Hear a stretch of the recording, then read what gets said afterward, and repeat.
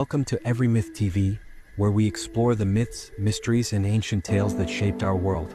Today, we journey into the early mists of Northern Europe, into a story whispered by the changing winds of spring. This is the tale of Eostre, or Ēostre, the elusive goddess of dawn, renewal, and rebirth. Her story may be shrouded in mystery, but her influence lives on every year in a celebration known across the world, Easter. But before there were bunnies, baskets, and chocolate eggs, there was the ancient rhythm of nature, and a goddess who rose with the sun. This is the story of Eostre, and it begins at the edge of winter. Long before Christianity swept across Europe, the Germanic tribes of the north held sacred the turn of the seasons.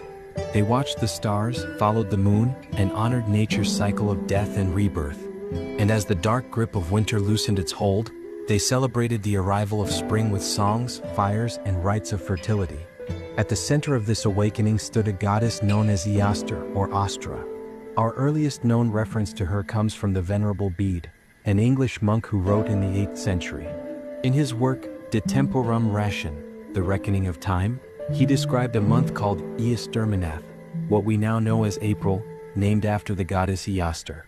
According to Bede, pagan Anglo-Saxons once celebrated a spring festival in her honor, though by this time her worship had faded, replaced by Christian observances.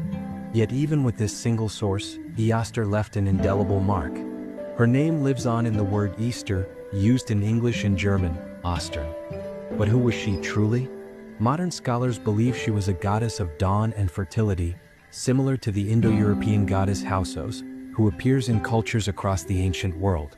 She was likely associated with the rising sun, the morning light that chases away the cold shadows of winter. The dawn isn't just a time of day, it's a symbol of beginnings, of hope. And for the ancients, it was a sign that life was returning to the land.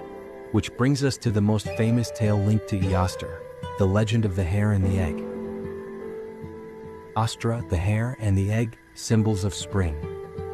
Though not recorded in ancient texts, folk traditions tell us that Eostre once found a wounded bird struggling in the snow. Moved by compassion, she transformed it into a hare so it could survive the harsh winter.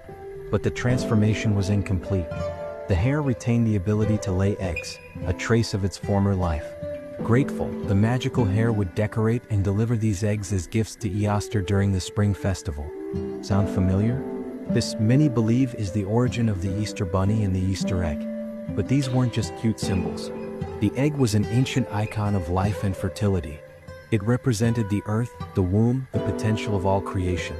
Hares, too, were long associated with fertility because of their rapid reproduction and lunar symbolism. In fact, in many mythologies, the hare is a moon animal, a companion of goddesses watching the world from the night sky. In this way, the egg and the hare weren't just part of a children's tale. They were sacred emblems of rebirth, used in spring rites that predated Christianity by centuries. And it was through the story of Eostre that they survived. Christianity and the transformation of tradition. As the Christian church spread through Europe, it encountered countless seasonal festivals and nature rites. Rather than attempt to destroy these deeply rooted traditions, the church often chose to adopt and reinterpret them. Thus, the spring festival of Eostre became Easter, a time to celebrate resurrection, light, and divine renewal. But look closely at the timing. Easter is set by the first Sunday after the first full moon following the spring equinox. This dating is deeply lunar, deeply seasonal, echoing the very rhythms the ancients followed.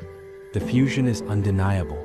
The holy day of Christ's resurrection became layered atop the ancient celebration of spring. And while the Christian message took center stage, the echoes of Eostre remained, hidden in the eggs, the rabbits, and even the name itself.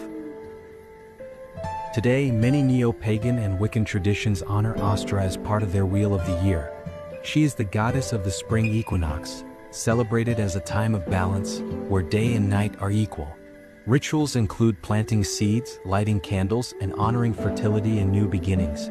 Though the historical record on Eostre is sparse, her story continues to grow. She has become a symbol of what was lost, and what can be remembered. A figure born in myth, resurrected by folklore, and celebrated in both ancient rites and modern traditions. Because deep down we all feel it, that stirring in the earth, the return of life. the golden light that breaks the chill of night. That is Eostre. That is spring. And that is the true soul of Easter. Thank you for joining us on this mythic journey. If you enjoyed uncovering the tale of Eostre, there are many more ancient truths waiting just beneath the surface. Don't forget to like the video, leave a comment below, and hit that subscribe button. There are so many ancient truths waiting to be uncovered, and we're just getting started. Until next time.